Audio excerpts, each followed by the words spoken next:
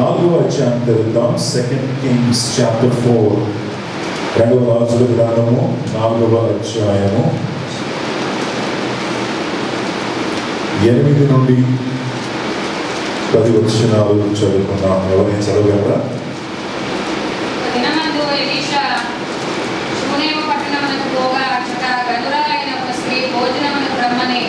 అతని బలవంతము చేసిన కనుక అతడు ఆ మార్గమున వచ్చినప్పుడేలా ఆమె ఇంకా భోజనము చేయించు వచ్చెను.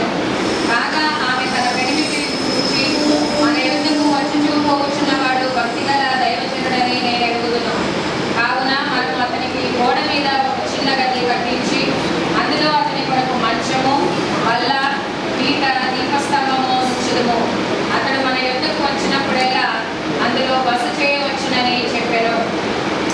Thank you sister. దేవునామానికి మహిమ కలుగును గాక. 2వ రాజుల గ్రంథంలో మనకందరికి తెలిసినటువంటి మరి ఈ యొక్క సంఘటన, ఈ యొక్క మరి స్టోరీ మనం చూస్తున్నాం. దైవజనుడైనటువంటి ఏలియా ప్రవక్త ద్వారా అభిషేకించబడినటువంటి వాడు, బహుబలమైనటువంటి దైవిక అభిషేకము కలిగినటువంటి దైవజనుడు ఎలీషా. ఆయనను మరి ఈ యొక్క షూనామీరాలు అనేటువంటి ఈ స్త్రీ ఆయనను ఆహ్వానించినట్లుగా మనం చూస్తూ ఉన్నాం. పిల్లరా, ఈ షూనామీరాలు అయినటువంటి స్త్రీ మనం చూస్తూ ఉన్నట్లయితే మరి ఆమె మరి ఎలీషా గారు అక్కడికి వచ్చినప్పుడల్లా ఆమె ఇంటికి ఆయన వెళ్ళేవారు.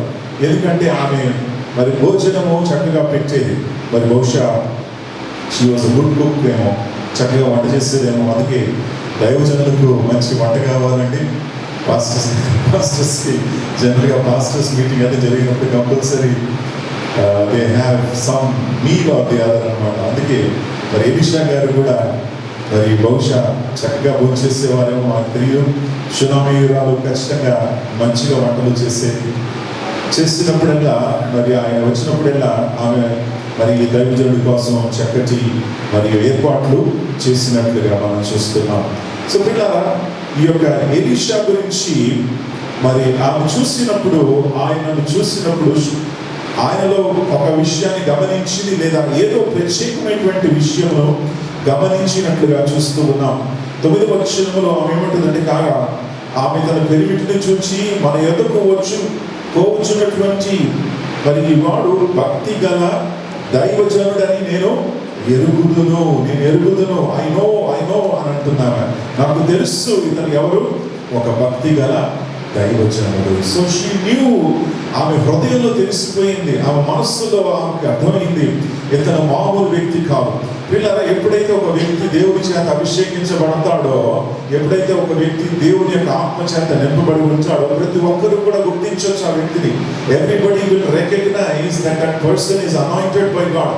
ఆ వ్యక్తి దేవుని చేత ఎన్నుకోబడ్డాడని, అభిషేకించబడ్డాడని, దేవుని యొక్క పిలుపు ఆయన మీద ఉన్నదని గ్రహించి వారు వెంటనే గుర్తించగలరు. ఈ యొక్క మరి మనం చూస్తున్నాం, షూనామీయురాలు వెంటనే ఎలీషాను చూసినప్పుడు గుర్తించింది, ఇతని యొక్క మరి జీవితం పైన దేవుని అభిషేకము ఉన్నది, ఇతను ప్రత్యేకమైనటువంటి వాడు, ఇతడు దేవుని యొక్క సేవకుడు అని గుర్తించింది. హల్లెలూయా. ప్రియులారా, క్రైస్తవ బిడ్డలారా, నిన్ను నన్ను కూడా ప్రజలు మనల్ని చూసినప్పుడు they have to recognise you as a man of God. ఒక దైవజనుడిగా, ఒక దైవజనురాలుగా మిమ్మల్ని గుర్తించాలి. మీలో ఆ ప్రత్యేకత కనబడాలి, మీలో ఆ యొక్క వ్యత్యాసం అనేది కనబడాలి. ఆ వ్యత్యాసం, ఆ ప్రత్యేకత క్రైస్తవుల్లో కనబడాలి. ఆదిమ సంఘంలో మనం చూస్తున్నాం, మరి క్రైస్తవులని వారు క్రైస్తవులు ఎందుకు పిలిచారు? Because they were like Christ. వారు క్రీస్తు పోలినటువంటి వారుగా ఉన్నారు కనుక వారు క్రైస్తవులను వారు ఫస్ట్గా అంత్యోకులో క్రిస్టియన్స్, క్రీస్తు లాంటి వారు, క్రీస్తు పోలినటువంటి వారు, వీరిలో క్రీస్తు యొక్క స్వభావము కనబడతా ఉంది, క్రీస్తు యొక్క మంచితనము కనబడతా ఉంది, క్రీస్తు యొక్క మరి సేవాభావం వీళ్ళు కనబడతా ఉందని వారికి క్రిస్టియన్స్ అనేటువంటి చక్కటి పేరు ఇచ్చారు. వీళ్ళ ఈరోజు కూడా బయట వారు మనం చూసినప్పుడు మనలో క్రీస్తు కనబడాలి. హల్లెలూయా. మనలో యేసుక్రీస్తు యొక్క స్వరూపం కనబడాలి, మనలో యేసుక్రీస్తు యొక్క మంచితనం, యేసుక్రీస్తు యొక్క మరి యేసుక్రీస్తు యొక్క సేవాభావంలో కనబడాలి. ఏ రీతిగా అయితే ఈ షూనామీయురాలు గుర్తించిందో అదే రీతిగా ప్రజలు నిన్ను నన్ను కూడా గుర్తుపడతారు. దేవునామానికి మహిమ కలుగును గాక. సో పిల్లరా, షునామీయురాలు మరియు ఆయనకు ఒక ఆలోచన కలిగింది, ఒక చక్కటి ఆలోచన కలిగింది. ఆ ఆలోచన తన భర్తతో మరి పంచుకుందన్నమాట. ఏమన్నదంటే, కావున మనం అతనికి గోడ మీద ఒక చిన్న గది మనం కట్టించి అందులో అతని కొరకు ఒక మంచం వేద్దాం, ఒక బల్ల వేద్దాం, ఒక పీట వేద్దాం, ఒక దీపస్తంభము మనం ఉంచుదాము. అతడు మన యొద్దకు వచ్చినప్పుడల్లా అందులో బస చేయవచ్చని చెప్పాను. సో ప్రియులారా, ఈమెకు మరి ఒక చక్కటి ఆలోచన కలిగింది. అదేంటంటే, దైవజనుడు వస్తున్నాడు కదా, ఆయనకు మరి ఒక గదిని మనము ఏర్పాటు చేద్దాం, ఒక రూమ్ను మనం ఏర్పాటు చేద్దాం. ఆయన వచ్చినప్పుడల్లా డైరెక్ట్గా గదిలోకి వెళ్ళవచ్చు, అక్కడ ఆయన ఉంటాడు, ఆయన కావాల్సినటువంటివన్నీ కూడా నేను ఏర్పాటు చేస్తానని చక్కటి తీర్మానం తీసుకున్నాను అనమాట. ప్రియులారా, ఇందులో మనకేం కనబడతా ఉందంటే, ఈమెలో ఒక త్యాగం కనబడతా ఉంది. చూసారా, అది ఏర్పాటు చేయాలంటే ఖర్చుతో కూడినటువంటి పని. అవునా? ఒక గది వేయాలంటే, ఒక రూమ్ వేయాలంటే, మీ ఎన్ఐజీ కాలనీస్లో మీ సొంత గృహాలు ఉంటే మీరు ఒక రూమ్ వేసుకోవాలంటే అది కాస్ట్ ఏంటండి కదా. It's costly thing. అది ఖర్చు అయినటువంటి విషయం. ఖర్చు అయినటువంటి పనిని కూడా ఆమె చేయడానికి ఇష్టపడతా ఉంది. అంటే షీ సాక్రిఫిషియల్, ఒక త్యాగపూరితమైనటువంటి పనిని చేయడానికి ఇష్టపడుతూ ఉంది ఈ యొక్క షునామీయురాలు అని మనం చూస్తూ ఉన్నాం. పిల్లల ఆమె మరి ఒక తన స్వార్థం గురించి, తన స్వార్థం గురించి ఆలోచించుకోవట్లేదు. ఎందుకంటే మరియు ఈ రోజులో మరి జనరల్గా మనం రూమ్ వేయాలంటే మనం ఏం ఆలోచిస్తాం? రెంట్కి ఇచ్చేస్తున్నాం. ఈ మధ్యలో రెంట్లు ఏమున్నాయి, ఎక్కువ ఉన్నాయి, మంచిగా వస్తాయి, మనకు అట్లీస్ట్ ఒక 15-20,000 వస్తే అని బాగుంటుంది, మనకు లైఫ్ ఇంకా సెట్ అయిపోద్ది అని అనుకుంటాం. అవునా? సో అలాంటి ఆలోచన ఆమెకు లేదు. She did not want to make money. డబ్బు చేయాలన్న ఆలోచన లేదు, కానీ త్యాగపూరితమైనటువంటి సేవ చేయాలనేటువంటి చక్కటి ఆలోచన ఎవరిలో ఉంది? ఈ స్త్రీ, షునామీయురాలు యొక్క స్త్రీ యొక్క మనసులో ఉంది అని మనం చూస్తున్నాం. ప్రియులారా, మనకు మరియు ఈ యొక్క షునామీయురాలు యొక్క జీవితం ద్వారా మనకు అర్థమయ్యేటువంటి విషయం ఏంటంటే, దేవుని కొరకు మనము ఒక చక్కటి స్థలాన్ని మనం ఏర్పాటు చేయాలి. మన హృదయంలో ఒక చోటును ఆయన కోసం ఏర్పాటు చేయాలి. మీకు తెలుసు కదా, యేసు ప్రభువు వారు వచ్చినప్పుడు, ఆయన జన్మించినప్పుడే ఆయనకు చోటు లేదు. There is no place for him కదా. ఆయన మరి బెత్లెహేం పట్టణానికి వచ్చినప్పుడు యోసేపు మరి ఆయన కోసం ఎంతో ప్రాకులాడారు. అక్కడ తలపరచుకోవడానికి కూడా ఆయనకు స్థలము లేదు. ద గ్రేటెస్ట్ ఈవెంట్, అతి గొప్ప మరి ఈవెంట్ జరుగుతూ ఉంది. అదేంటి? యేసయ్య యొక్క జననము. ఈరోజు మనం అందరం కూడా క్రిస్మస్ టైంలో చాలా చక్కగా మనం సెలబ్రేట్ చేసుకుంటాం.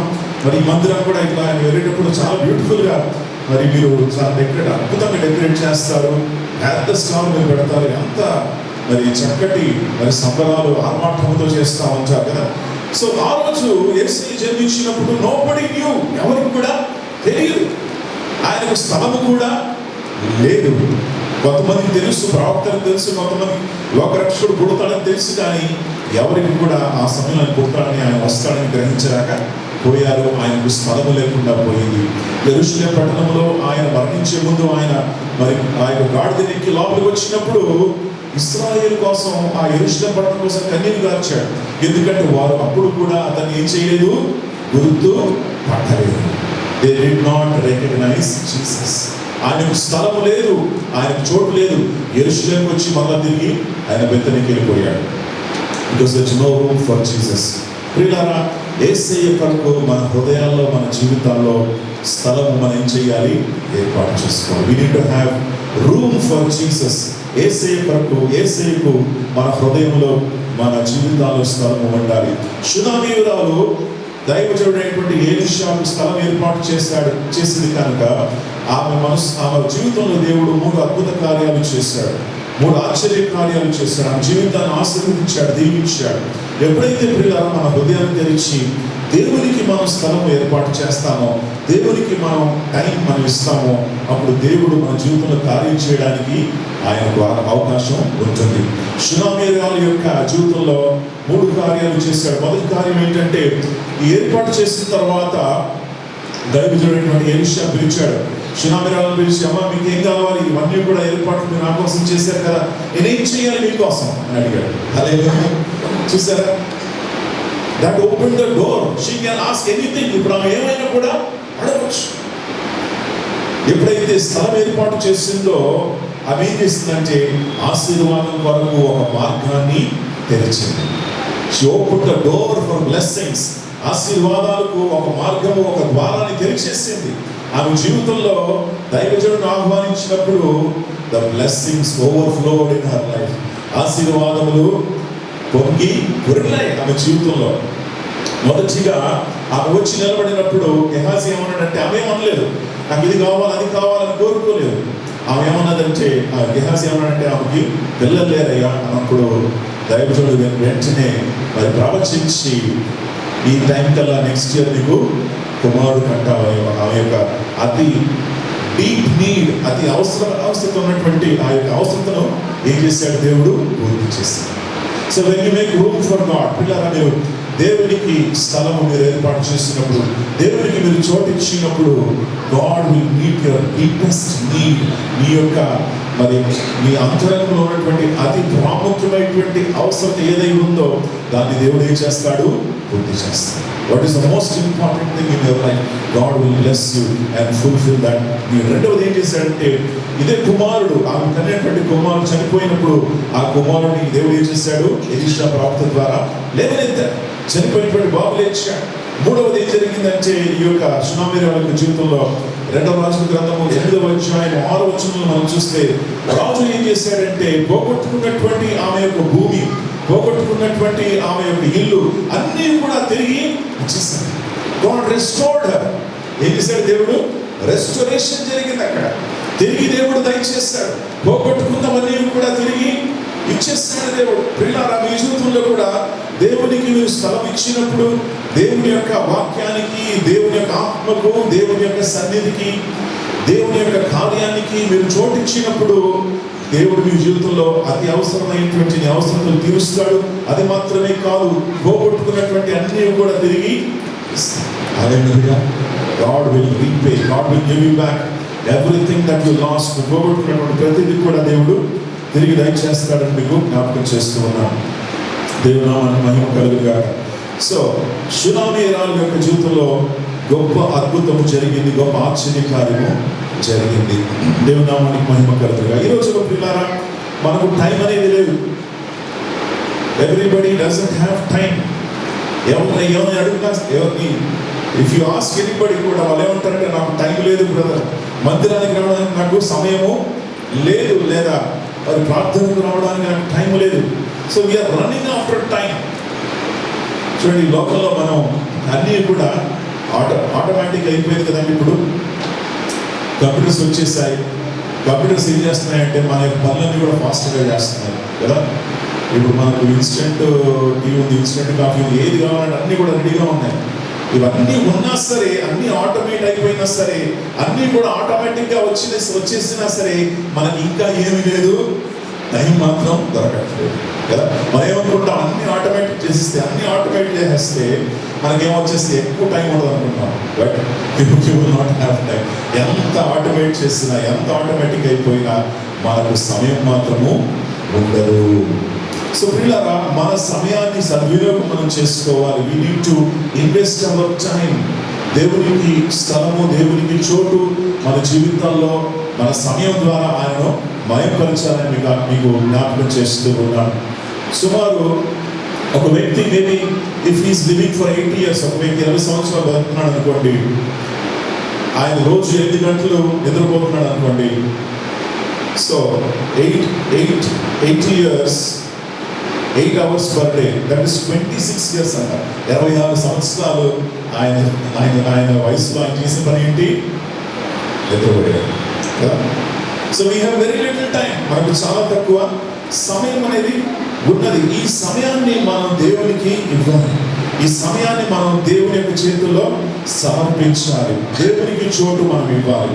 2వ సమూయేలు గ్రంథము 6వ అధ్యాయము 9 నుండి 12వ వచనాలు మనం చూసుకున్నట్లయితే, అక్కడ మనకు ఒక చక్కటి మరి సంఘటన మనకు కనబడతా ఉంది. ఒక వ్యక్తి అక్కడ కనబడతా ఉన్నాడు. 2వ సమూయేలు 6వ అధ్యాయము 9 నుండి 12 చదువుతారా?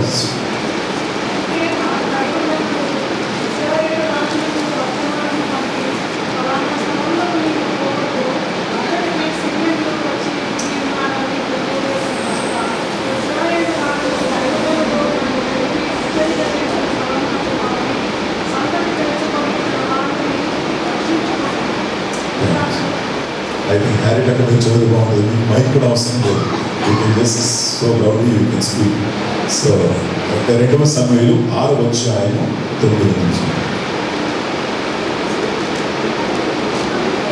ఆ దినమున యెహోవా మందసము నా యొద్ద ఎలాగొండుననుకొని దావీదు యెహోవాకు భయపడి యెహోవా మందసమును దావీదు పురములోనికి తన యొద్దకు తెప్పింపనల్లక హిత్తీయుడకు ఓబేదెదోము ఇంటి వరకు తీసుకొని అచ్చట ఉంచెను. యెహోవా మందసము 3 నెలలు హిత్తీయుడకు ఓబేదెదోము ఇంటిలో ఉండగా యెహోవా ఓబేదెదోమును అతని ఇంటి వారినందరినీ ఆశీర్వదించెను. దేవుడు ఓబేదెదోమును ఆశీర్వదించాడు. 6వ అధ్యాయాన్ని మీరు ముందు నుండి చదివినట్లయితే మీకు అర్థమవుతుంది ఏంటంటే, అక్కడ దావీదు దేవుని యొక్క మంద సమూహం అంటే దేవుని యొక్క సన్నిధి, ద ప్రెసెన్స్ ఆఫ్ గాడ్, దేవుని యొక్క సన్నిధి, దేవుడు ఎక్కడైతే ఆ మంద సమూహం యొక్క 2 కెరూబుల మధ్యలో ఆయన వచ్చి ఆయన ఇశ్రాయేలుతో మాట్లాడేవాడో ఆ సన్నిధి, ఆ మంద సమూహం యొక్క పెట్టెను దావీదు యెరూషలేముకు తీసుకెళ్లాలని ఆశపడినప్పుడు అక్కడ జరిగినటువంటి దుర్ఘటన ఏంటంటే, ఒక వ్యక్తి ఉజ్జా అనేటువంటి వ్యక్తి ఆ మంద సమూహాన్ని చేతి పట్టుకున్నప్పుడు అక్కడే వెంటనే ఆయన కూలిపోయి చనిపోయాడు. చనిపోయినప్పుడు దావీదు మిక్కిలిగా భయపడిపోయి, నేను యెరూషలేముకి దీన్ని ఏం చేయలేను, తీసుకెళ్ళలేను, I cannot bring it into Jerusalem. ఇక్కడ ఎవరైనా ఉన్నారా, ఎవరింట్లో పెడతాను, ఎవరింట్లో పెట్టాలంటే ఒక్కరు ముందుకు రాలేరు. ఎవరు వచ్చారో తెలుసా? గిత్తీయుడు అనేటువంటి ఓబేదెదోము. ఈ గిత్తీయుడు అంటే ఎవరో తెలుసా? గాతులో ఉన్నటువంటి వారు గిత్తీయులు అంటారు. గాతు ఏ స్థలమో తెలుసా? గోలియాతు వచ్చినటువంటి స్థలం. గోలియాతు ఎవరో తెలుసా? ఫిలిస్తీయుడు. అనగా ఓబేదెదోము ఎవరో చెప్పండి? ఫిలిస్తీయుడు. He was a Philistine. అంటే దేవుని యొక్క వ్యక్తి కాడు, అంటే ఇశ్రాయేలీయుడు కాడు, కానీ ఒక ఫిలిస్తీయుడు, గిత్తీయుడైనటువంటి ఓబేదెదోము ముందుకొచ్చాడని మనం చూస్తూ ఉన్నాం. అప్పుడు ఈయన ముందుకొచ్చి తన ద్వారాలు తెరిచినప్పుడు బైబిల్ ఎలా ఉంటుందంటే, యెహోవా దేవుడు ఏం చేశాడంట? ఓబేదెదోమును ఆశీర్వదించాడు. ఇప్పుడు ఓబేదెదోము ఇంట్లో దేవుని మనసం పెట్టుకోవాలంటే ఒక స్థలం ఏర్పాటు చేయాలి కదండి, ఒక ప్లేస్ అనేది ఉండాలి, ఒక గది అనేది ఉండాలి, అందులో దాంట్లో పెట్టాలి. అంటే ఇతను కూడా దేవుని యొక్క సన్నిధిని ఆహ్వానించడానికి ఎంతో కొంత త్యాగం చేశాడు. He sacrificed something. ప్రియులారా, మీరు కూడా దేవుని యొక్క సన్నిధి మీ జీవితంలో ఆహ్వానించుకోవాలంటే, దేవుని యొక్క కృప మీకు కావాలంటే, దేవుని యొక్క దీవెనలు మీకు కావాలంటే, it doesn't come automatically, అది ఆటోమేటిక్గా రాదు. ఒక త్యాగము కావాలి. There must be a sacrifice.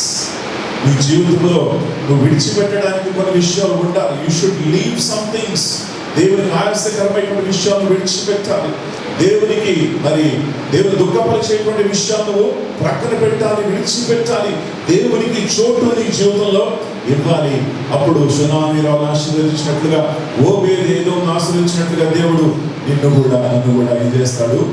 ఆశీర్వదించి బలపరిచి నడిపించగలడు. సో ఓబేదెదోమును దేవుడు దీవించాడంట. ఎందుకంటే తన సన్నిధిని ఏం చేశాడు? ఓబేదెదోము ఆహ్వానించుకున్నాడు. You need to invite the presence of God. దేవుని సన్నిధిని నువ్వు ఆహ్వానించాలి. ఎలా నువ్వు ఆహ్వానిస్తావు? How will you invite the presence of God? దేవుని సన్నిధికి వెళ్ళి ఆయన సన్నిధిలో ప్రార్థించడం ద్వారా, ఆయన సన్నిధిలో మొరపెట్టడం ద్వారా, ఆయన సన్నిధిలో కనిపెట్టడం ద్వారా, ఆయన సన్నిధిలో మోకరించి నువ్వు వేడుకోవడం ద్వారా దేవుని యొక్క సన్నిధి దిగి వస్తుంది. ఆయన నీ హృదయంలో అడుగు పెడతాడు. అది మనం ముందుకు వెళ్ళిన తర్వాత చూద్దాం దేవుని యొక్క సన్నిధి మనం ఏ రీతిగా ఆహ్వానించుకుందాం. సో ఇక్కడ మనం ఏం చూస్తున్నామంటే, దేవుడు ఓబేదెదోమును ఆశీర్వదించాడు. ఎలా ఆశీర్వదించాడు తెలుసా? ఆయనకు 8 పిల్లలు ఇచ్చాడు. 8 sons అంటే 8 కుమారులు ఇచ్చాడు దేవుడు ఓబేదెదోము. తర్వాత ఈ కుమారులు చాలా మంది ఏమయ్యారంటే, దేవుని యొక్క మందిరాన్ని నిర్మించినప్పుడు, సొలొమోను యొక్క మందిరాన్ని నిర్మించినప్పుడు వారు మందిరం యొక్క ద్వారపాలకులుగా మారారు. They were at the temple gates. They were so blessed. అంతగా దేవుడు ఆ కుటుంబాన్ని దీవించాడు. ఎందుకంటే దేవుని సన్నిధిని వారు ఏం చేశారు? They embraced the presence of God. They welcomed God. ఈ యొక్క దేవుడు ఓబేదెదోమును ఆశీర్వదించాడు అని వార్త విన్నప్పుడు చూడండి 12వ వచనం చదివేస్తాం. 6వ వచనం 12వ వచనం.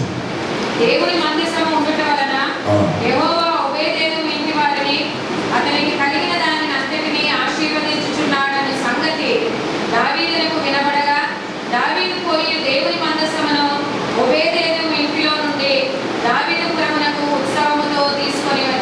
ఇప్పుడు దావీదుకి ఏమొచ్చింది? ధైర్యం వచ్చేసింది.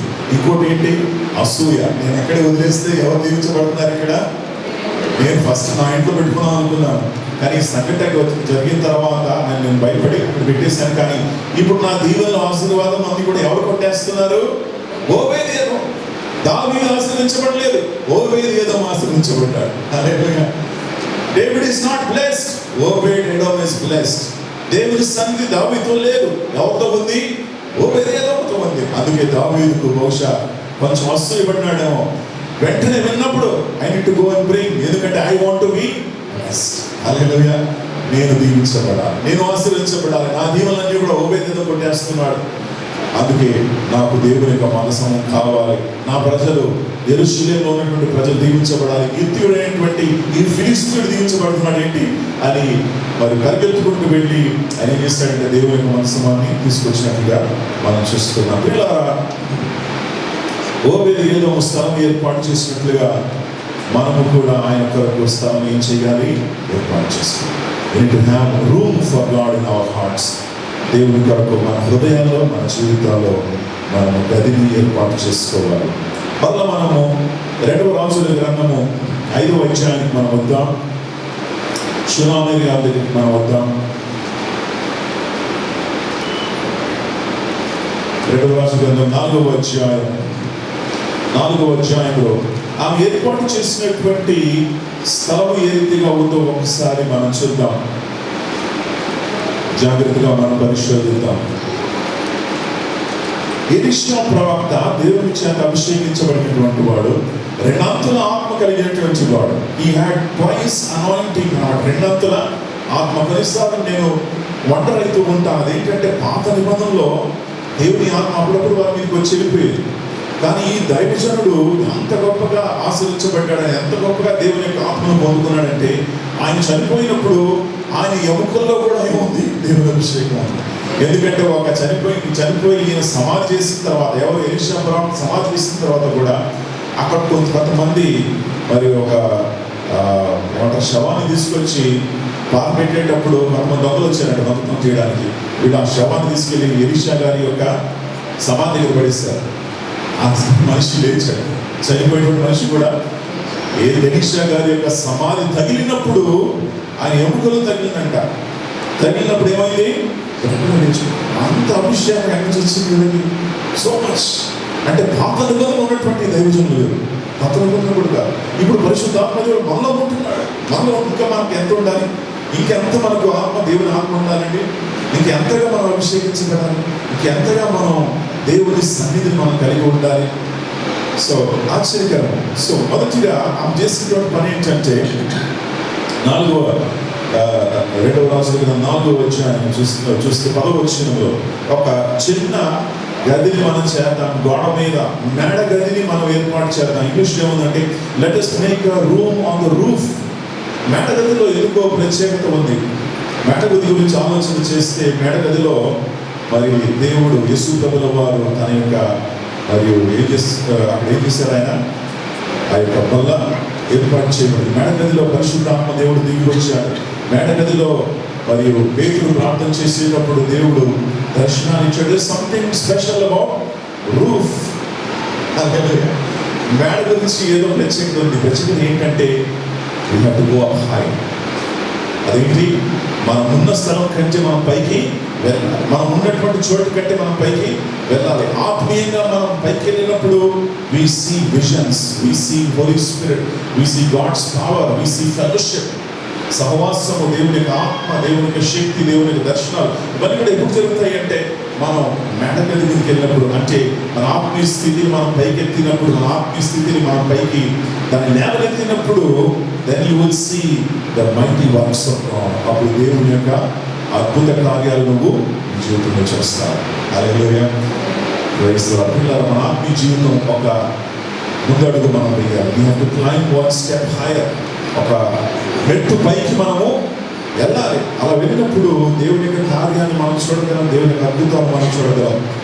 సో ఏమేం చేస్తుందో చూద్దాం. 10వ వచనంలో కావున గోడ మీద ఒక చిన్న గది కట్టించి గదిని కట్టించి అందులో అతని కొరకు ఒక మంచము ఏర్పాటు చేద్దాం. బల్ల పీట దీపస్తంభము ఉంచుదుము. అందరూ చెప్పండి, మంచము గడి చెప్పడం, మంచము బల్ల ఇంకా పీట దీపస్తంభం, bed, table, chair and candlestick. So ఈ 4 విషయాలు ఆ యొక్క గృహములో లేక ఆ యొక్క స్థలంలో ఏర్పాటు చేసినట్లుగా మనం చూస్తున్నాం. మొదటిగా ఏర్పాటు చేసినటువంటి మొదటి విషయం ఏంటంటే మంచాన్ని మీరు చూసినప్పుడు ఏం చేస్తారు? మీరు వెంటనే ఏం చేయాలని ఆశపడుతున్నారు? You want to go to rest. అవునా?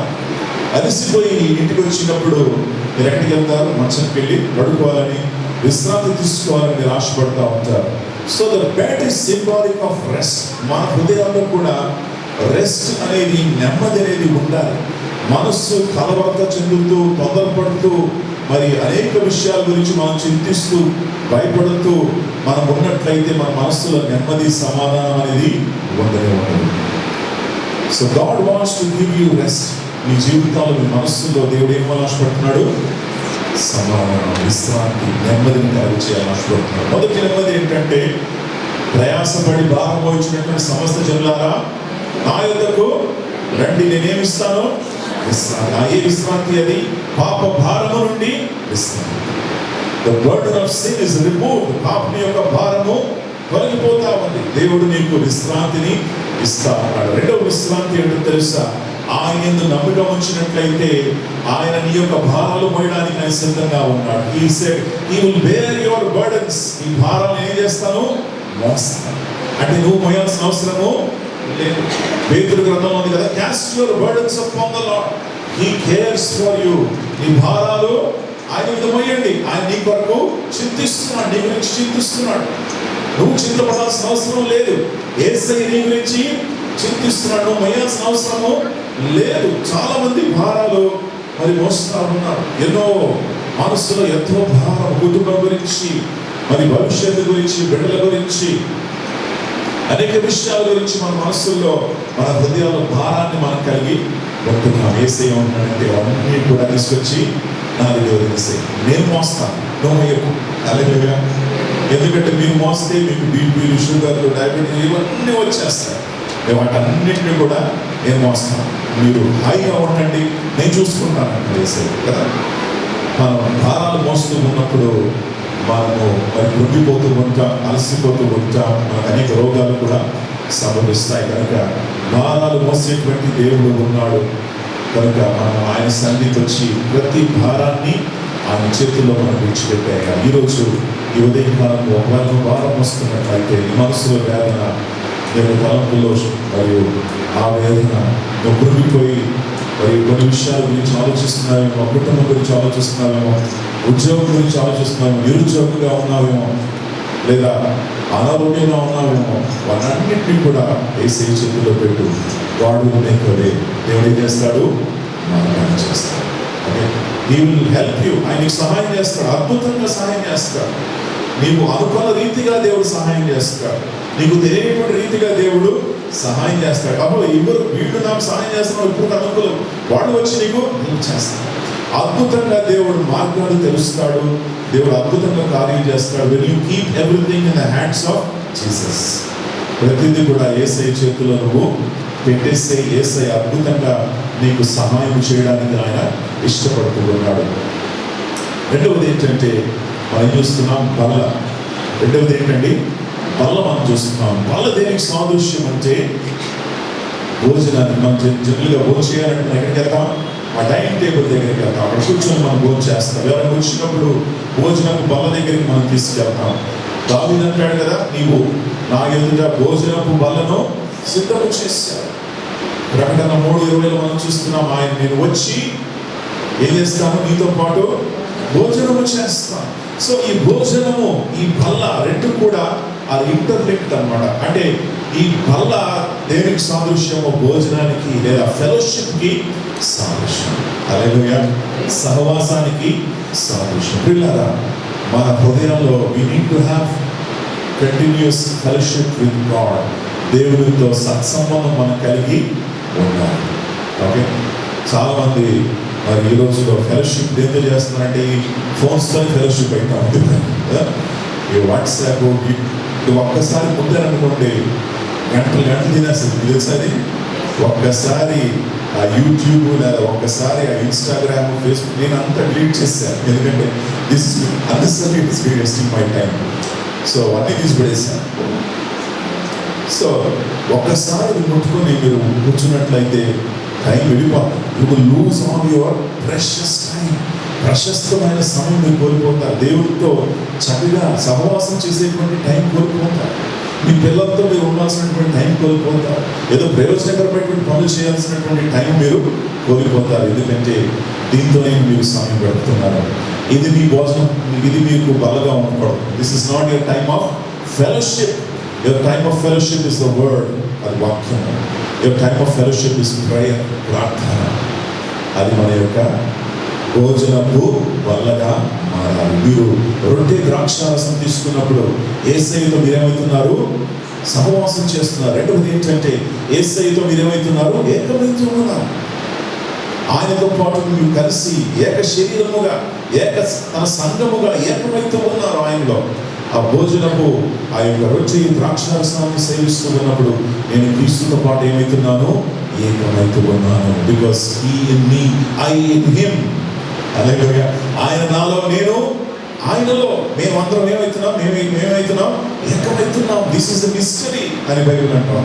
ఇది గొప్ప మర్మము. దేవునితో మనం ఏమవుతున్నాం? ఏకమైతూ ఉన్నాం. ఇది ఎలా సంభవం అంటే సహవాసము ద్వారా సంభవం. ప్రియులారా, సహవాసము మన హృదయాల్లో ఉండాలి. We need to have daily fellowship with God, daily relationship with God. Benny Hinn అనేటువంటి దైవజనుడు అందరూ విని ఉంటారు కదా పేరు. సో ఈ రోడ్ వన్ బుక్, ఆయన ఒక పుస్తకం రాశాడు, గుడ్ మార్నింగ్ హోలీ స్పిరిట్. అందరూ విని ఉంటాం పేరు. నేను అవసరం ఉన్నప్పుడు I started reading that book. ఆ బుక్ చదువుతూ ఉన్నప్పుడు వాస్ సో పవర్ఫుల్, అద్భుతమైనటువంటి పుస్తకం. కింద పెట్టలేకపోయాను, అంత అద్భుతంగా ఉండిందన్నమాట. ఆయన ఏం చేసేవాడంటే ప్రతిరోజు ఉదయకాలము పడక నుంచి లేచినప్పుడు ఆయన చేసి ఏం చేసేవాడు తెలుసా? గుడ్ మార్నింగ్ హోలీ స్పిరిట్ అని చెప్పేవాడు. వెంటనే పరిశుద్ధాత్మ దేవుడు దిగి వచ్చి ఆయనతో చక్కటి సంబంధం, ఫెలోషిప్ ఆయన కలిగి ఉన్నాడు. సో ప్రియులారా, we need to walk in deep fellowship with God. దేవుడితో అన్యోన్య సహవాసము కలిగి మనం ఉండాలి. అన్యోన్య సహవాసము కలిగినటువంటి వారుగా మనం ఉండాలి. ఆ డీప్ ఫెలోషిప్ లోకి యేసే మనల్ని ఆహ్వానిస్తున్నాడు. ఆ దైవిక సహవాసములోకి ఆయన మనల్ని పిలుస్తూ ఉన్నాడు. దేవుని నామానికి మహిమ కలుగును గాక. మూడవది ఏంటంటే కుర్చీ లేదా పీఠ. పీఠ అంటే చైర్. ఈ పీఠ దేనికి సాదృశ్యమో మనం చూద్దాం. ఎఫెసీయులకు రాసిన పత్రిక 2వ అధ్యాయం 6-7 వచనాలు చూద్దాం. Ephesians chapter 2 verse 6 and 7. ఎఫెసీయులకు రాసిన పత్రిక 2వ అధ్యాయం. ఆయన మనకు చేసిన ఉపకారము ద్వారా అత్యధికమైన తన కృపా మహదేశ్వర్యమును రాబో యుగములలో కనపరచు నిమిత్తము క్రీస్తు యేసునందు మనలను ఆయనతో కూడా లేపి పరలోకమందు ఆయనతో కూడా కూర్చుండబెట్టెను. మనల్ని ఎక్కడ కూర్చోబెట్టాడంట? ఆయనతో, యేసు ప్రభుల వారితో పరలోకములో మనం ఏమై ఉన్నాము? కూర్చొని ఉన్నాం. నిలబడలేదు. ఆయనతో పాటు ఏమై ఉన్నాం? కూర్చున్నాం. కూర్చోవడం అంటే దేనికి సాదృశ్యం అంటే అధికారము. అందుకు చెప్పండి, అధికారము, అథారిటీ. ఓకే, సో కూర్చోవడం అంటే అధికారము. సో యేసు ప్రభుల వారితో మనం కూర్చున్నామంటే, ఆయన ప్రక్కన కూర్చున్నామంటే ఎంత గొప్ప విషయం. It means he has given you authority. ఆయన ఇచ్చాడు నీకు అధికారం. It is a privilege, it is authority that God has given you. So ఇప్పుడు మీరు కంపెనీస్లో పనిచేస్తూ ఉంటారు కదా, ఎవరైనా అడిగితే మరి మీరు ఏం చేస్తూ ఉంటారండి అంటే మీరేమంటారు? I'm maybe senior manager in IBM, లేదా I'm working in so company. ఆ యొక్క కంపెనీ ద్వారా మీకు ఏమొస్తుంది? ఏమొస్తుందండి? ఐడెంటిటీ. ఏమొస్తుంది? ఒక గుర్తింపు. కదా. వాళ్ళు ఏమంటారు, ఫలానా ఎంఐజీ నంబర్లో ఆయన IBM వ్యక్తి పనిచేస్తున్నాడండి, లేదా BHEL ఎంప్లాయ్ అక్కడ ఉన్నాడండి. So the company gives you identity, నీకు గుర్తింపు అనేది వస్తుంది. రెండవది ఏంటంటే ఇట్ గివ్స్ యూ అథారిటీ. నీ ఎవరితో అయితే నువ్వు కలిసి ఉంటున్నావో, ఎవరి క్రింద అయితే నువ్వు ఉన్నావో, మరి నీకేమొస్తుందంటే ఆ కంపెనీ తరఫున నీకు అధికారం ఉంది. అవునా? ఇప్పుడు ట్రాఫిక్ పోలీసు ఉన్నాడు అనుకోండి, ఆయనకి ఎవరు అధికారం ఇచ్చారు? ఆ గవర్నమెంట్ ద్వారా ఆయనకి ఏమొస్తుంది? అధికారం వస్తుంది. బిజీ లింగంపల్లి జంక్షన్ దగ్గరికి వెళ్ళి మరి నువ్వు నేను కూడా మరి ఇలా నిలబడి ఇలా చేయనప్పుడు అనుకోండి, వాడు ఆపుతాడా? మన మీదకి వచ్చేస్తాడు వాడు కదా. కమానస్, ఎందుకంటే నీకు నాకేమి లేదు. అథారిటీ ఎవరు ఇస్తున్నారు? గవర్నమెంట్ ఇస్తున్నారు. ఎవరికి ఇస్తున్నారు? నీకు నాకు కాదు. ఆ ట్రాఫిక్ పోలీస్కే అధికారం. వాడు ఏం చేయాలి? ఆ డ్రెస్ వేసుకోవాలి. వాడు డ్రెస్ లేకుండా అక్కడికి వెళ్ళి వాడు ఆపలేడు. ఎవరు వినరు వాడు మాట. వాడు ఏం చేయాలి? డ్రెస్ వేసుకోవాలి, అటోపు వేసుకోవాలి. వేసుకుని అక్కడ వెళ్ళి ఇలా అంటే వాడు ఏమైపోవాలి? So authority comes from your identity. ఈ అధికారం అనేది నీ వ్యక్తిత్వం ద్వారా, నువ్వు ఎవరై ఉన్నావు, హూస్ చైల్డ్ యు ఆర్, నీ ఎవరు కుమారుడై ఉన్నావో దాని ద్వారా నీకేమొస్తుంది? అధికారం. ఇప్పుడు ఎవరు కుమారులు అంటే మనము యేసు ప్రభుల వారు. అంటే యేసు ప్రభుల వారి యొక్క అధికారం ఎవరికి ఉంది? ఉందా లేదా? డౌటా మీకు? లూకా 10:19 ఏముంది? ఇదిగో behold I give you authority, ఇదిగో మీకు అధికారం ఇస్తున్నాను. మార్కు 16:17-18, మార్కు సువార్త చివరి 16 అధ్యాయం చివరి వచనం. అధికారముతో సంఘం ఉన్నది అక్కడ. అధికారముతో యేసు వారికి ఇచ్చినటువంటి అధికారంతో వారు ముందుకు వెళ్ళారు. కనుక ప్రియులారా, దేవుని యొక్క సంఘముగా మనము ఆ యొక్క మంచము అంటే దేవుని యొక్క రక్షణ అనుకున్నాం. ఆ సాల్వేషన్ ద్వారా, ఆ రెస్ట్ ద్వారా, ఆయనతో సహవాసం చేయడం ద్వారా దేవుడు మనకేమి ఇస్తున్నాడు? నెక్స్ట్ ఏంటి? అధికారం. He gives us what? Authority. అధికారాన్ని మనకి ఇస్తున్నాడు. జయ జీవితాన్ని జీవించడానికి అధికారం. హల్లెలూయా. ప్రియులారా, God doesn't want us to be defeated. మనం ఓడిపోవడం దేవుని యొక్క చిత్తము కాదు. మనం గెలవాలి దేవుని యొక్క చిత్తం. He wants us to be. అది పౌలు అంటాడు కదా, through Christ I can do all things through He who strengthens me. I am a victorious in Christ. నేను క్రీస్తులో జయశీలుడను అని పౌలు అంటాడు. ప్రియులారా, మీరు కూడా ప్రతి విషయం పైన మీరు విజయాన్ని పొందాలని దేవుడు ఆశపడుతున్నాడు. కనుక అధికారము ఎవరికి ఇవ్వబడిందమ్మా? మనకు ఇవ్వబడింది. మీకు డౌట్గా ఉంటే ఒకసారి మంచిగా వెళ్ళి బైబిల్ చదవండి. దేవుడు నీకు అధికారాన్ని ఇచ్చాడు. నేను ఎన్నుకున్నాడు, నేను ప్రేమించాడు, తన కుమారుడుగా చేశాడు, నీకు అధికారమును ఇచ్చాడు. హల్లెలూయా. దేనికోసం అధికారము?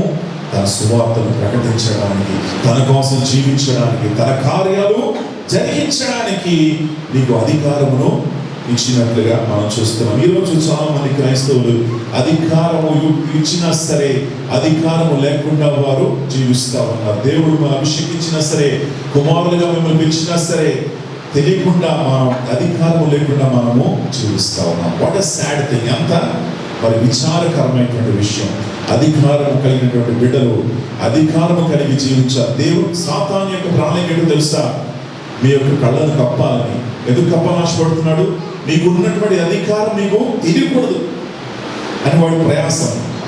ఎందుకు? ఒకవేళ మీకు తెలిసినట్లయితే వాడు ఏమైతాడు? ఓడిపోతాడు. ఒకవేళ వాడు మీకు తెలిసినట్లయితే మీకున్న అధికారం, మీకున్నటువంటి దేవుని యొక్క సామర్థ్యం, దేవుడు మీకు ఇచ్చినటువంటి ఆయుధాలు, దేవుడు మీకు ఇచ్చినటువంటి శక్తి, పరిశుద్ధాత్మ శక్తి, అవన్నీ కూడా మీరు గ్రహించినట్లయితే వాడు ఓడిపోతాడు, వాడు పారిపోతాడు. కనుక వాటన్నిటి మీకు తెలియకుండా ఉండాలని సాతానుడు ప్రయాసపడుతూనే ఉన్నాడు. He's always trying to rob our authority. మనకు దేవుడు ఇచ్చినటువంటి అధికారాన్ని దొంగిలించాలని ఆశపడతా ఉన్నాడు. బైబిల్ ఒక చక్కటి మరి స్టోరీ ఉంది, చూపిస్తాం. మార్క్స్ సువార్త 4వ అధ్యాయం వద్దాం. మార్క్స్ సువార్త 4వ అధ్యాయం.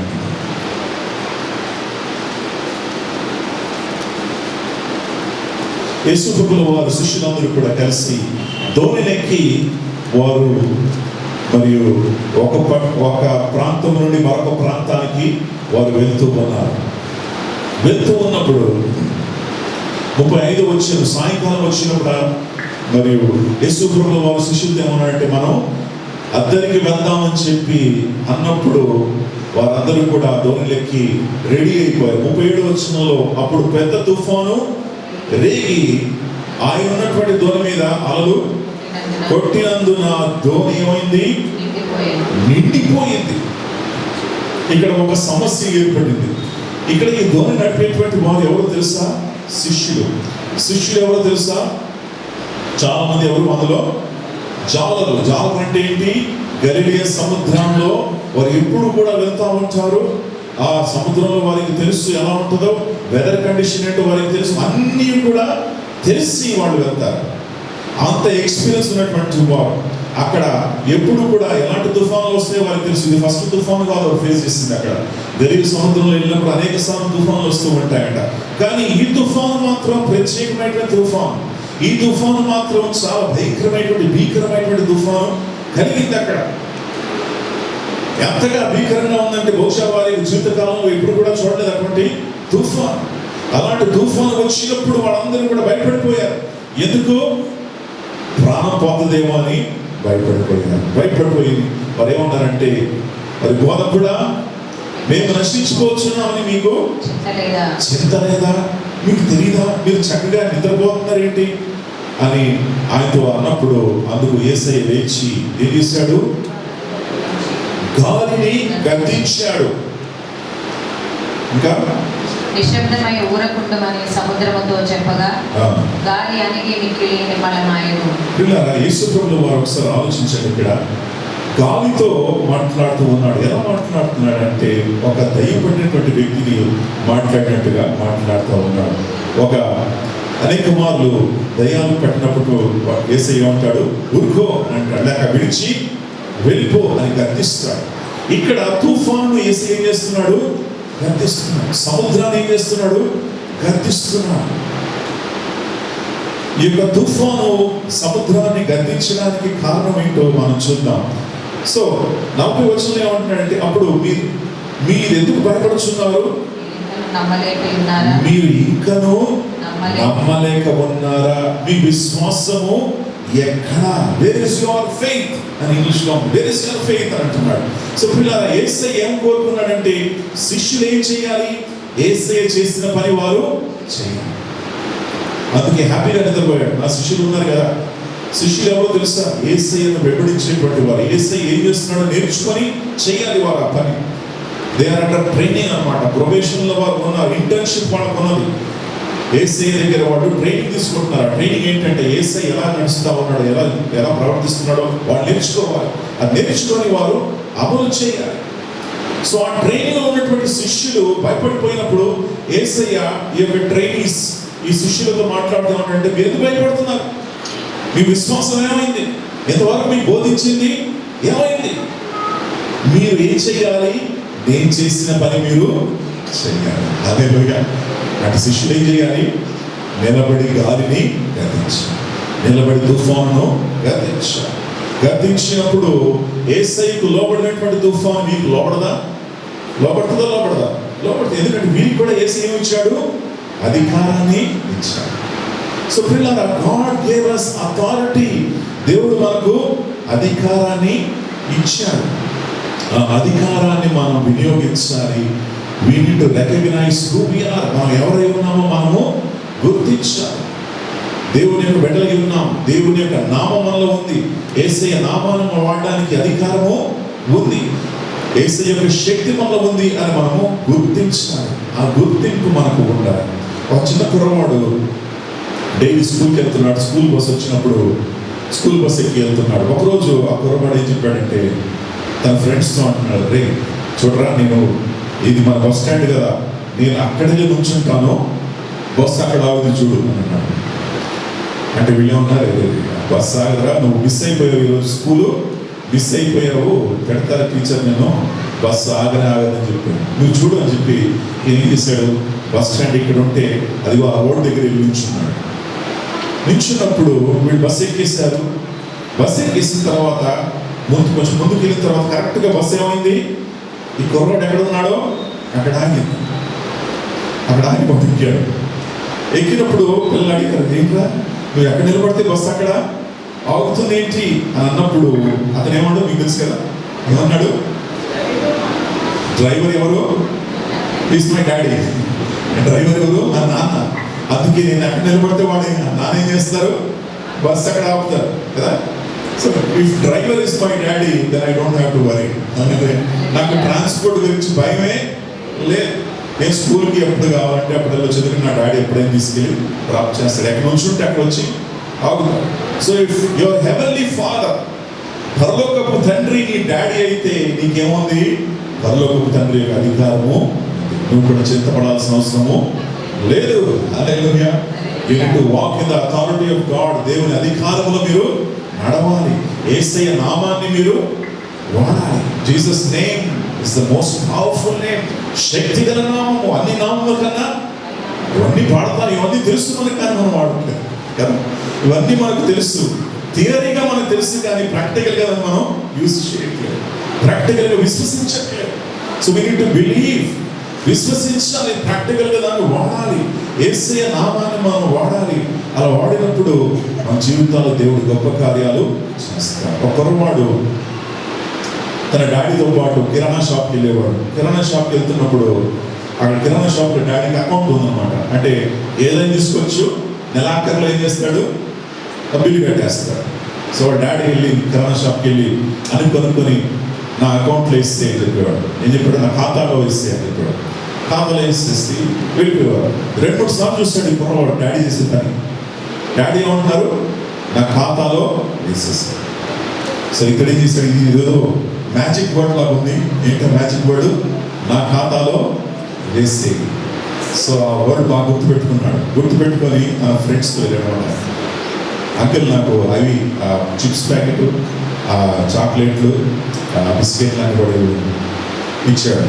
మరి డబ్బులు ఎదురంటే నా ఖాతాలో రాసాడు. నా ఖాతాలో రాసి వాడు చూశాడు. వీడు పిల్లవాడిని గుర్తుపడతాడు. ఎందుకు? డాడీతో వీడు వచ్చాడు కాబట్టి ఖాతాలో ఏం చేశాడు? ఆయన రాసేసాడు. సో ఈ రీతిగా డైలీ వెళ్తున్నాడు.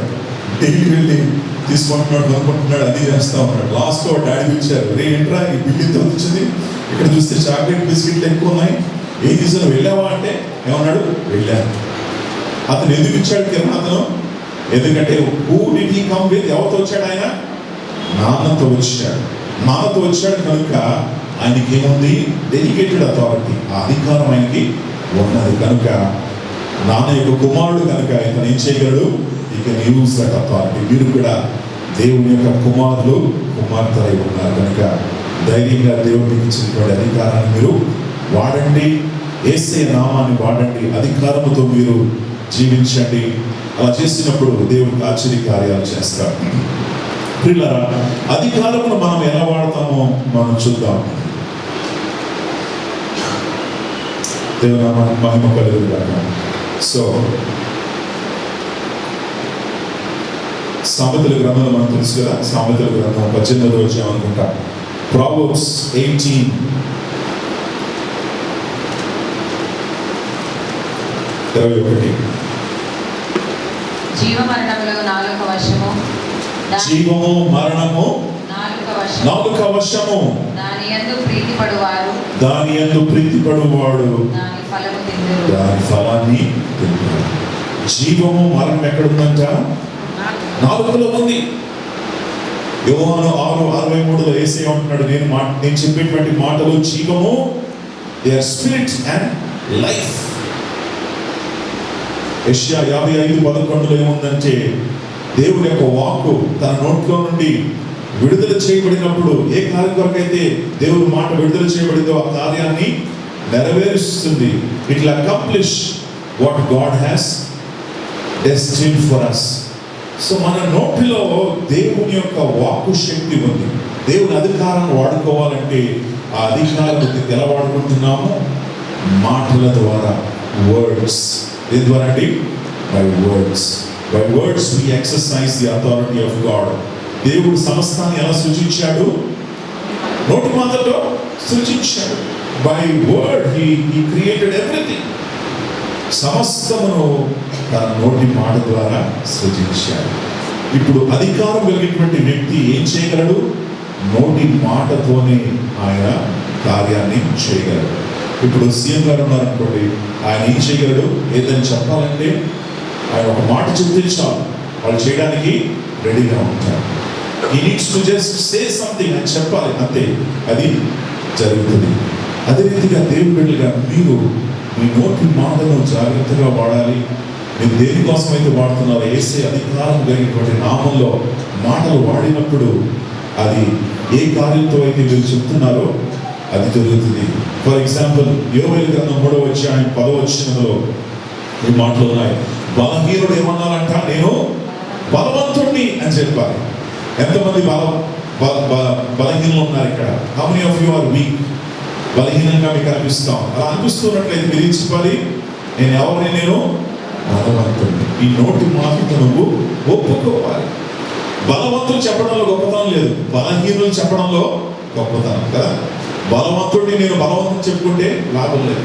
బలహీనులు నేను బలవంతుడిని, నా యేసయ్యలో నేనేమై ఉన్నాను, బలవంతుడై ఉన్నాను అని ధైర్యంగా నువ్వు ప్రకటించాలి. హల్లెలూయా. ప్రియులారా, మీరు ధైర్యంగా దేవుని యొక్క మాటను మీ నోటితో మీరు ఒప్పుకున్నట్లయితే, మీ నోటితో మీరు ప్రకటించినట్లయితే జరుగుతుంది. దేవుని యొక్క మాట ప్రకారం జరుగుతుందని మీకు జ్ఞాపకం చేస్తున్నాను. మార్కు సువార్త 11వ అధ్యాయం మనం చదువుతాం. మార్కు సువార్త 11, 23, 24 వచనాలు చూద్దాం. ఎవడైనను అంటే ఎవరండి? దేవుని శిష్యుల? ఎవరైనా కొండను చూసి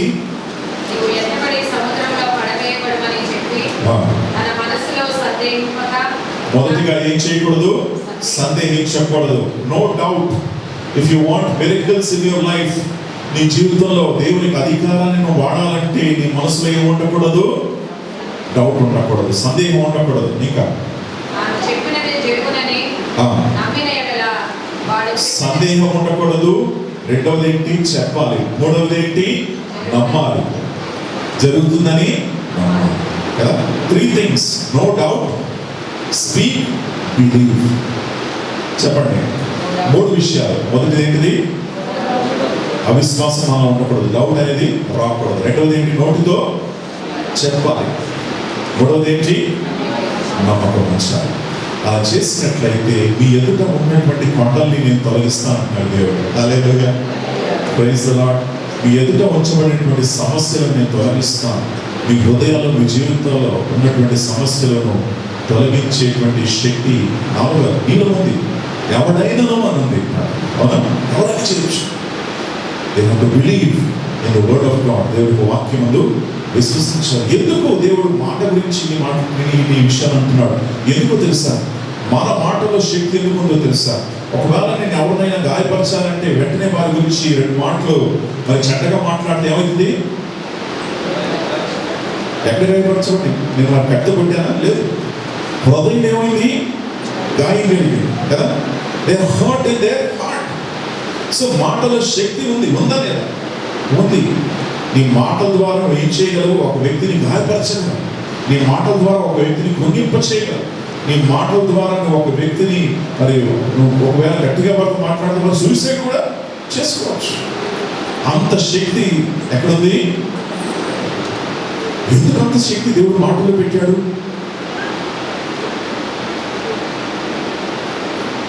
ఎందుకు పెట్టాడు? You are created in whose image? ఎవరి స్వరూపంలో సృష్టించబడ్డావు? దేవుని స్వరూపం. దేవుని యొక్క స్వరూపంలో సృష్టించబడ్డావు కనుక దేవుడు మాట్లాడినప్పుడు సృష్టి కలిగింది. నువ్వు ఆయన స్వరూపంలో చేయబడ్డావు కనుక నీలో కూడా ఏముంది? నీ మాటలో ఏముంది? సృజనాత్మకమైనటువంటి శక్తి. There is a creative ability in your mouth, in your words. నీ నోటి మాటల్లో సృజనాత్మకమైన శక్తి ఉంది. అంటే నువ్వు ఏం చేయగలవు అంటే నువ్వు చక్కగా ప్రవర్తించి ఒకరిని బలపరచగలవు, ఒకరిని ఆదుకోగలవు. నీ మాటల ద్వారా ఒకరిని ప్రోత్సహించగలవు. నీ మాటల ద్వారా ఒకరిని లేవనెత్తగలవు.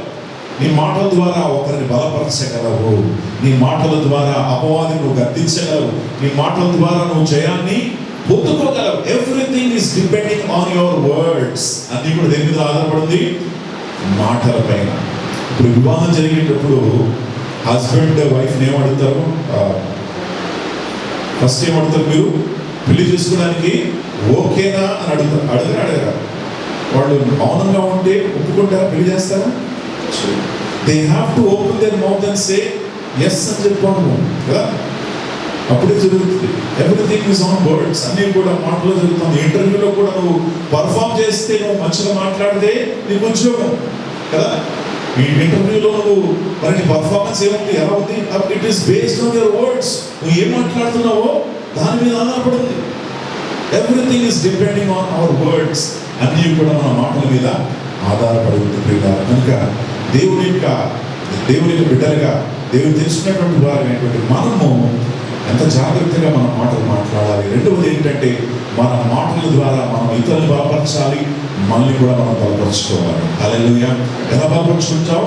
You will say I am a child of God. నేను దేవుని యొక్క కుమారుడు, దేవుని ఆత్మ నాలో ఉంది, నేను బలహీనుని కాదు. యోవేలు 3:10 ప్రకారము నేను బలవంతుడిని. హల్లెలూయా. యేసే శక్తి నాలో ఉంది.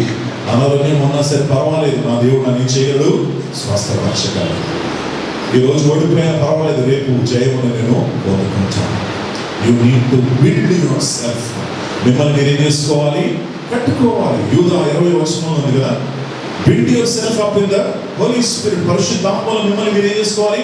కట్టుకోవాలి. Build yourself up in God's spirit.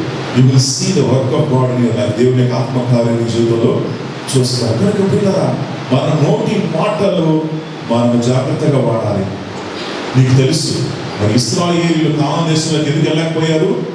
ఎందుకంటే 11 మంది ఏం చెప్పారు అక్కడ? 10 మంది ఏమన్నారు? మేము లోపలికి వెళ్ళలేము. 2 ఏమన్నారు? మేము వెళ్ళగలం కదా. ఎవరైతే వెళ్ళని చెప్పారో వాళ్ళు అక్కడే నశించిపోయారు. ఎవరైతే వెళ్ళగలమన్నారో వాళ్ళు మాత్రం లోపలికి.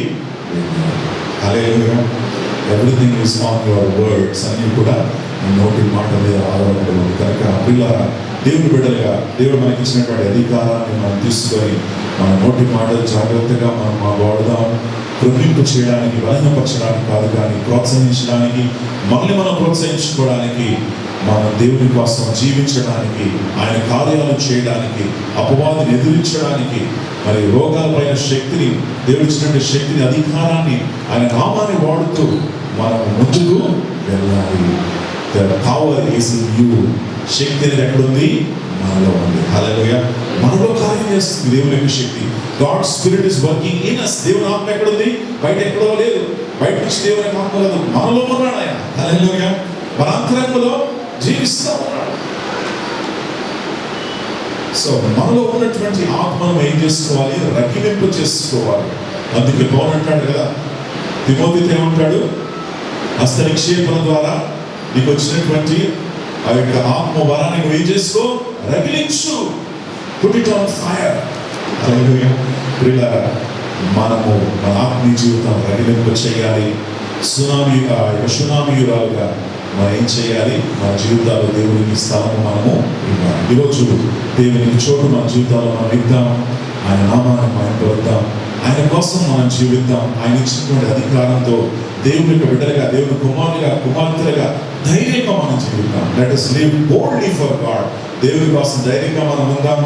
దేవుని యొక్క నామము, ఆయన శక్తి, ఆయన బలము మనకు ఇవ్వబడింది కనుక దాన్ని మనం వాడుకుంటూ ఆయన నామంలో మనం ముందుకు వెళ్దాం. దేవుని ఆశ్చర్య కార్యాలు మన జీవితంలో మనం చూడగలం. దేవుని నామానికి మహిమ కలుగును గాక. ఆమేన్. సమయాన్ని ఇచ్చినటువంటి దైవజనులందరికీ